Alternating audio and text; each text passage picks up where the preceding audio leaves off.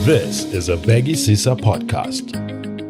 HPV stands for human papillomavirus, and this is the virus that leads to cervical changes that lead to cervical cancer. And so what we want to do is to make sure that if you do have any of the risky types of HPV, that you get treated for it. Hello, I'm Khopelang Mago from the Vaccination Center for Health Journalism. Welcome to this edition of Me and My, our podcast series for young women. We've got the incomparable Dr. Cindy Van Zyl joining us today, and we'll be talking all about HPV and what it means for me and my sex life. Welcome, Dr. Cindy. So let's jump straight into it. I wanted to know, what exactly is HPV and what does it mean for a young woman in her 20s or 30s? Why should we even care about it? HPV stands for human papillomavirus, and this is the virus that leads to cervical changes that lead to cervical cancer. It's also one of the commonest sexually transmitted infections, and what we want to do is to make sure that every woman that has HPV gets treated for it.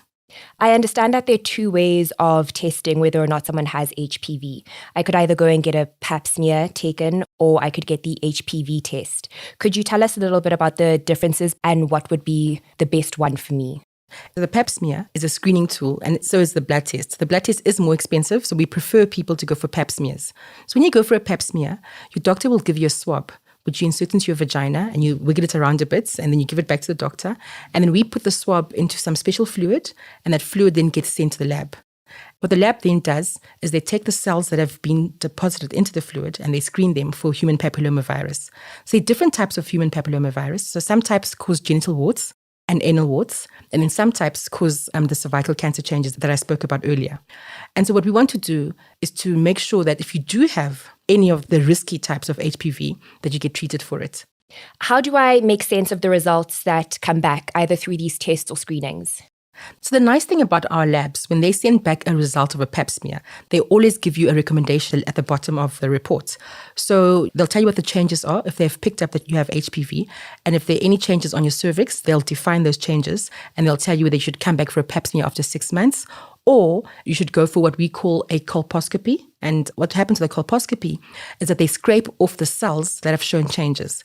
Now, the scary thing for most people is that when they go to get the report from their doctor or their nurse clinician, they almost always think they've got cancer. So it happened to me when I was 21. So I went for a pap smear and my pap smear came back HPV positive. And I remember when the doctor gave me my results, he just said to me, "You've been sleeping around and you now have HPV." And can you imagine at the age of 21 hearing such news?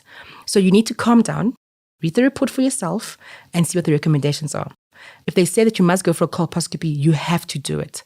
And so some patients don't go because they're scared. They don't know what to expect. So it's simple. I went for one.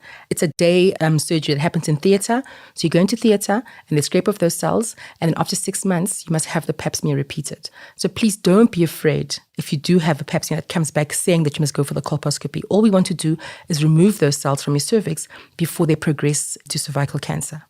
What about HPV and my fertility? Are there any kind of consequences? What does it mean if I have HPV or I come back with an irregular or abnormal pap smear? So HPV won't have an effect on your fertility unless, of course, it's progressed to cervical cancer. Then, you might need surgery. You might need to go for chemotherapy or radiotherapy. You might have to have a hysterectomy where they take out your womb. This is why it's so important for people to go for pap smears. It's an easy condition to pick up and it's easy to sort out. We've spoken a little bit about screening, and I'd like us to turn to prevention for a sec, if you don't mind. From my knowledge, I understand that the Department of Health has an HPV vaccination campaign where girls in grades 4 and 5, with their parents' consent, can get vaccinated against the virus. Can you tell us a little bit more about what the vaccine does and how it works? So looking at the stats, we know that cervical cancer is the leading killer of Black women in South Africa. And the Department of Health took that into consideration and they realized that we'd have to prevent HPV infections. And this is where the vaccine comes in. So you have two types of vaccines. You have the vaccine that only vaccinates for the types of HPV that cause cervical cancer. Then you have the 4-in-1 vaccine that vaccinates against the type of HPV that causes the warts and the cancer. And for us, the important one is the cervical cancer one. I mean, genital warts can be sorted out, but cervical cancer can be a problem. So the girls get vaccinated at the age of 9 or in grade 4, whichever of the two comes first. The challenge, obviously, is the fact that parents are not always eager for their girls to get this vaccination. If your daughter asks, "Why am I getting this vaccination?" you need to say, you're getting this vaccination because in the future you might become sexually active and you might contract this very common sexually transmitted infection. So it's up to us as parents to get our heads out of the sand and be realistic about all of this. I'm clearly much older than a girl in grade 4 or 5. When would be an appropriate time for an adult to get vaccinated? So we'd vaccinate you if your pap smear has come back clear, and also if it's come back and shown us that you have the HPV that causes the warts. I have the types that cause cervical cancer, so I wouldn't go for a vaccination, but I'd go for regular pap smears to make sure that my body has cleared out HPV and I'm still okay. So every 2 years, I go for a pap smear to make sure that I'm still okay. Is there anything else you think young women need to know about HPV that we might have missed or haven't spoken about yet? Well, before you start having sex with a new partner, just go for a screening. Go for your pap smear, go for your HIV test, talk about sex. Does your partner want to use condoms or not? It's too late to be discussing that when you're ready, like clothes off and you're about to have sex.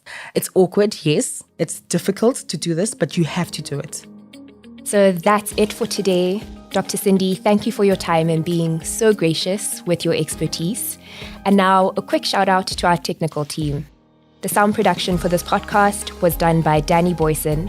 The executive producer for this series is Mia Milan. And I am Hopelang Mago.